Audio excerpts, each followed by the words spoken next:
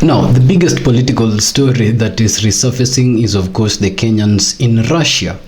Now, this story has also been one that has trended in the world and in the Kenyan political scene for over 2 weeks now. In the world, it was so big that CNN Larry Madowo had to actually capture it. And locally, we have seen the minister responsible and the minister that actually flagged off the first batch of Kenyans that went into Russia, Alfred Mutua, also talking about it. Now, Gachagua talked about it yesterday following a series of things that he has been talking about lately. You remember he's talked about the northeastern businessmen doing business in the Isilis and South Sea. Then he came up with this Kiamba story that we have detailed here that he's still talking about. And then now Russia, and he says that the president is somehow complicit on the Kenyans that have gone abroad to Russia and are now under critical conditions. Now that is the story we want to detail mainly. If this is your first time, of course, interacting with our studios, please hit the subscribe button. Now let's start from the beginning.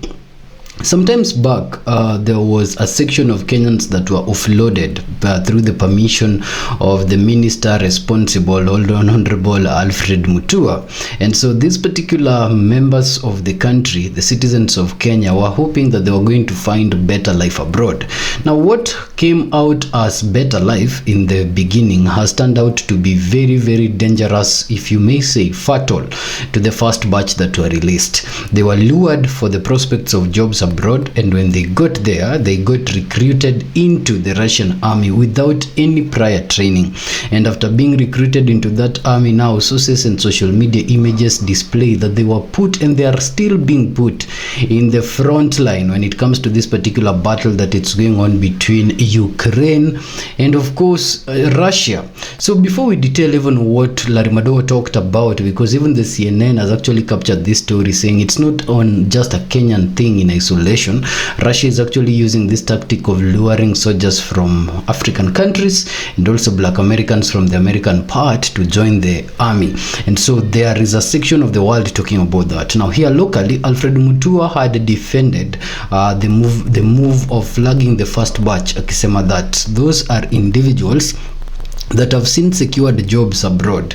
Now, even if these particular pictures are resurfacing, Alfred Mutua's positions is that those jobs have been secured.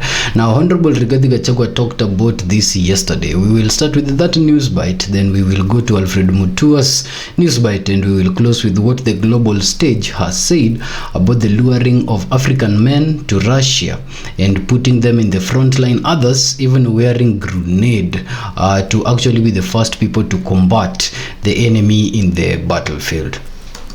Russia. Huyu Ruto alikuja akatudanganya wakiwa na yule Kavaloko, yule mtu ya pale Machakos, ati watapeleka watoto kupata kazi ng'ambo. Akadanganya watoto 200,000 akawapeleka Russia. Na nimekuja kujua ni kwa sababu gani Russia walitupatia fertilizer ya bure. Ruto ameuza watoto wetu 200,000. Wamepelekwa na hawajakuwa trained kama askari. Wamepelekwa kwa vita, wanauawa huko kama kuku. Wanakufa na baridi, wanapigwa risasi. Kila wiki tunazika watoto. Tunataka kuambia William Ruto, hao watoto umepanga every week unachukua kupeleka Russia. Tunataka ukome. Na watoto wetu ulipeleka Russia 200,000 warejee nyumbani. Wacha wakuje hapa tukule tabu na hawa kuliko wauawe. Kati huo. Ati anasema vile Dr. Matiang'i amesema ati sisi ni wajinga. Ati hatuna akili. To some extent tunaelewa ni kwa nini anasema hivyo. Kwa sababu sisi tulijua aliua watoto Kiambaa kwa kanisa na kina mama. Si ndio? Tulijua hakujua. Si tulijua. Lakini akakuja na Biblia akasema ameokoka, tukamwamini. Ndio anasema hatuna akili. Akakuja akaambia sisi ate huyu baro inaweza fikisha sisi bado tunataka kwenda. Tukakubali. Ndio anasema hatuna nini? Akili. Juzi amekuja kusema ati tunaenda Singapore. Ati tukiamini anaona hatuna akili. William Ruto tunataka tukuambie sisi tuko na akili. Na utajua sisi tuko na akili tariki 10 mwezi wa 8 mwaka ujao, kura ikihesabiwa, ndio utajua sisi tuko na akili. Utajua sisi tuko na akili. Na mimi nikipitisha, sitaki kupitisha hapo. Demori adu aito. Now, yeah, that bit alone. So first, the talks of these particular Russian soldiers, or now call them Russian soldiers, but Africans and specifically Kenyans that have been lured into this particular Russian military force, Rigathi reveals from his exposés that this is as a result of exchange of free fertilizers.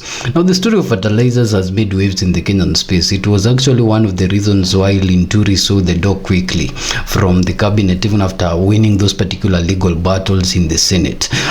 During the Linturi's time, there were talks that there were fake fertilizers that were actually, released and were, given to farmers in Kenya, having the effect of, we have seen a lot of documentaries being done that a lot of people have been sick and others are even dead as a result of the produce that came out of those fake fertilizers. So the story of fertilizer is still very sensitive for farmers and for Kenya as a nation, bearing in mind that our only backbone when it comes to the economy is agriculture, and so fertilizer affects almost everyone in this particular country if it's unfit. Now, Rigathi says that free fertilizers coming from Russia is actually the basis of the exchange of this number of soldiers. The reason why this story is resurfacing is because there is a Kenyan called Francis whose image has been circulating in the social media, where he's actually wearing a, I don't know whether it's a grenade or is wearing this particular bomb or whatever it is that he's wearing on his body, and is being abused and being pushed by a Russian soldier to actually go on the front line. Now, the mother who did this particular interview with CNN came out saying that she was not even aware that that is what the son was doing abroad, and also saying that it has been even difficult to access and have communication with the son after that. Now, that story triggered a lot of concerns and comments from Kenyans in the social media space saying, then what is really going on? Now, amidst all this, the Minister for Foreign Affairs, Honorable Mutua, is actually being mentioned a lot in this particular scheme, and him, when he's being asked what's going on, he holds that this scheme is actually very good for Kenyans, saying that the Russians who have gone abroad, or the Kenyans who have gone abroad to places like Russia, have always secured jobs. Recently, they were both with the president, of course, in Mombasa area, or in the coastal area, a place called Malindi, and the president called him to actually defend these particular jobs abroad, and this is what he said.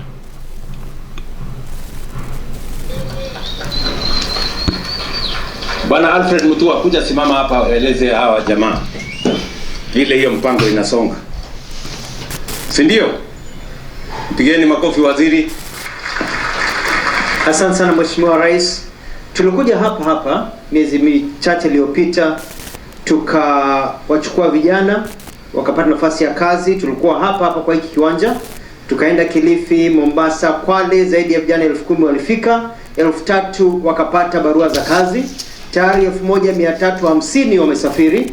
Hata kuna kijana wa pale Mamrui ameniandikia yuko Dubai kama rider, alikuwa bodaboda, alipa shilingi 1,250 kwa kila 120,000 kwa kila mwezi, anafanya kazi.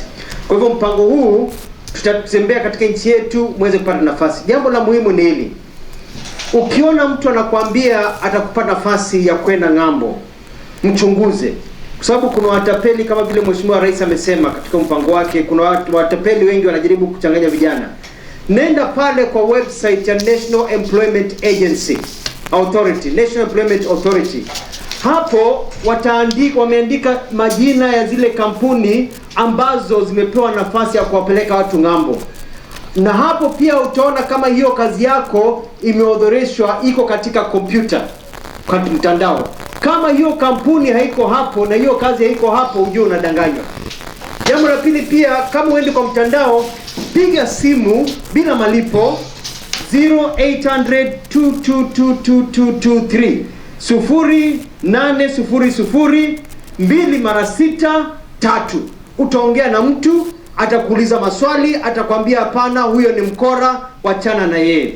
So Mheshimiwa Rais, watu wengine wametoroshwa hapa, wanapelekwa na visitors visa. Watu waliotoka hapa Malindi sasa weko ngambo walienda na employment job visa. Anayekupatia visitor ama tourist visa, huyo ni mkora. Vijana wengine wamepelekwa ngambo, wanaenda kupigania nchi zingine, wengine wamepotelea kule, wanafanya mambo ya makosa kabisa kwa sababu hawakuelimika ya kwamba jichunge. Na wazazi, naomba tafadhali, kama mtoto wako, kama kijana wako, msichana wako anaenda ngambo, chunguza, uhakikisha ya kwamba haendi kule kupotea kule na kampuni ambazo zitapora maisha yake. Asante Mheshimiwa Rais. Haya, vile tuko na program ya nyota *254#, pia hiyo program ya Mutua, tunaelewana, iko pia katika website ya serikali, website ya National Employment Authority. Enda kwa hiyo website, tunaelewana, enda kwa hiyo website. Hiyo website ndio itakupatia mpango kamili, maelezo ambayo ni ya kweli, kwa sababu tuko na nafasi ya vijana kufanya kazi nje ya Kenya, na I am very happy katika. Now we've gone to that website that the president is talking about, and if you go to that website, where I am on right now, it's called the National Employment Authority Integrated Management, and under the National Employment Authority, and then you click into that particular website, and then you look at there is this section. I think now that one you can just check directly from the phone. There is the first part of it where you apply for available job in Kenya, then apply for available job abroad, then you click on abroad, and now you can see a lot of countries listed there: Kuwait, Malta, Qatar, Arabia, of course, the Dubai and such like. There is no Russia, funny enough, in this particular first page of our 150 that I have opened. There is no Russia. But something is also very interesting with this particular website. If you take a look at it, the types of jobs here is either you are a helper, laborer, you are a driver, you are a caregiver, you are a welder, you are a pipe fitter, you are an electrician, you are a nail specialist, and it's all this kind of jobs. So by the time you are leaving, and the pictures we're displaying, or we have displayed, you've seen Alfred Mutua taking a picture with some of these particular individuals that are promised well-paying jobs. By the time you're living abroad, perhaps you've applied through that particular website, and you see that you are under those particular categories, so the government has vetted you. It's very interesting that Alfred Mutua still expects that you and your parent be the people that do due diligence about these companies abroad. I mean, for someone to actually get to a point of looking for jobs abroad, it means they have tried the jobs locally and they are not getting them, or perhaps this particular job abroad has been given to them through connection. That's fine. But if it's in the first category where this person has tried locally and they can't find a job, there are more chances are that that's an individual that does not know even how to do due diligence about companies abroad. And that's why in this category you see welders. Now you are asking a welder to do a due diligence about a company abroad, yet you are the head of a ministry that is actually connecting this individual to that foreign land that they have not gone to. So the buck begins and stops with the government when it comes to safety of these people abroad. And whereas of course the minister might feel that the parents also need to do due diligence, and of course they should, but the buck stops and starts with the government to protect these individuals. Now what's happened is that perhaps these guys went through the page. They went as CCTV operators, or as housemaids, or as cleaners, or as whatever support work that they applied for under this particular agency. When they got themselves in Russia, they actually got listed into the Russian army, and beyond that they were actually put on the front row when it comes to the Russian Ukraine war. Now this has actually sparked a lot of concerns for a lot of people across the world, asking what is really going on, and was it so a must that these jobs had to be given to them, and did the government even do due diligence in what kind of jobs that they were being given abroad? But that has now happened. The biggest concern is what is the government going to do to get Kenyans who are abroad, and specifically in Russia, in very trivial conditions to come back to Kenya. In this particular part of the episode, we just want to play a news bite of Larry Madowo speaking about his own experience with the mother of one of the individuals that are actually in the front line in Russia and has not contacted family for quite some time. Zain, I've been speaking to more than a dozen African men fighting for Russia in Ukraine right now, and they tell harrowing tales. Nearly every African I've spoken to currently fighting for Russia tells me they're desperate to leave because they have met conditions that are inhumane, sometimes racism from their Russian commanders. They are being sent to the front lines with little to no training, and they're getting killed in large numbers by drones, by missiles. Every single day is danger. And if they survive that, some Russian commanders call them used condoms and other unsavory names in the middle of this war. A lot of these African men were desperate for jobs, and they were promised civilian jobs such as cleaners or drivers or security guards. But they say when they got to Russia, they were forced into the military. They signed contracts in Russian they didn't understand with no translation or lawyers present, and they were quickly pushed to the front lines. And in some cases, when many of their colleagues die, they've seen their bodies rot on the front lines for weeks, sometimes even months. And even when they complete their service, many of them have not been allowed to leave. I want to warn you here that the story begins with a horrific video. Now, that part alone, when Larry was talking about it, and actually CNN has actually captured it, you can find it in their own platform, give credits to them. They have had access to these particular individuals. Now, you see, it even puts the conversation of what President Ruto is saying to waste, because President Ruto is saying that these jobs are actually being found in the government platform, which in one way or the other implicates the government when it comes to the conditions that these individuals get to live in abroad. Now, Larry rather says that these individuals, when they are seeking these jobs, as just we have hinted before, when they're seeking these jobs under the website, the job is described as a driver, as a welder, as a security guard, as a housemaid. And so it's not their fault at that time saying, okay, I've had an opportunity to actually go and now change the story of home abroad.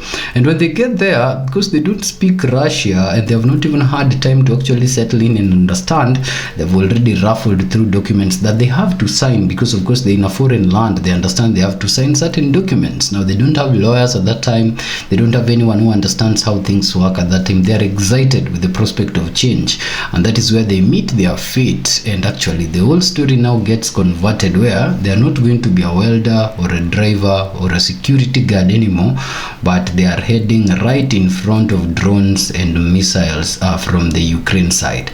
And Larry says that it's so horrific that even when they die, their bodies rot, because where will their bodies be taken? And it was to the extent of the video, when you take a look at it, they say that even in instances where the bodies have been found, the Russian government says that they can only get the bodies to Moscow. Then from there, now it's up to the families to find how the bodies get home. Now just imagine a family whose one of them had left to become a welder in Russia.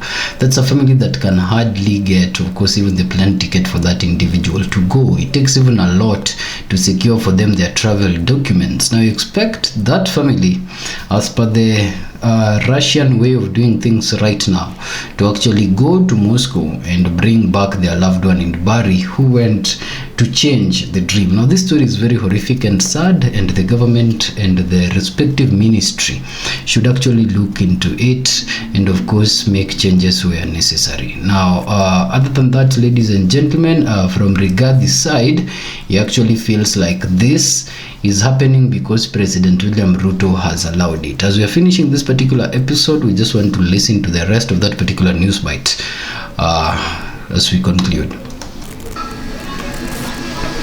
Tujitane neguo ndamuthaitha andu aitu tuteithania kuikata kunyaneria rurire nituguteithania.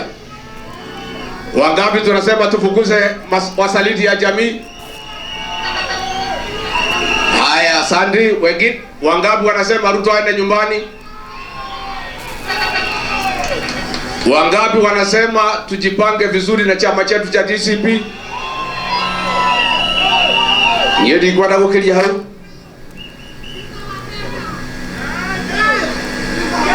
Haya, sawa vijana, mimi najua. Na pia tunachaka tutoe nafasi hii tukiwa Nyandarua. Turutera birabi ni ndo ajero ito. Yeah, so the rest of it was actually speaking to the Nyandarua people, and there was a rowdy youths, which now other people have read as Gachagua was heckled. But that is as it may. Political scenes have their own different opinions, and sometimes that happens. Now, it's been a pleasure recapping the Russia story, which was the main story of how Africans from Ghana, Kenya, Nigeria, and other parts of the world are being lured into this particular horrific war, and when they get there, they're being put in the front line and their governments are doing nothing. It would really beat logic if there was weight into these statements that have been made, that just for a fertilizer, lives of over 200 people are now lying to be on threat, and others have even succumbed and died just because the government exchanged perhaps or did not do proper due diligence because of an incentive of free fertilizer. We hope that more stories and more information come out of this to shed light on it, but most importantly, our condolences goes to the families that have lost their loved ones from Russia, and our prayers and of course desires for warmth and peace goes to the families who are struggling to even connect with their members who are in Russia. Keep it here until our next episode.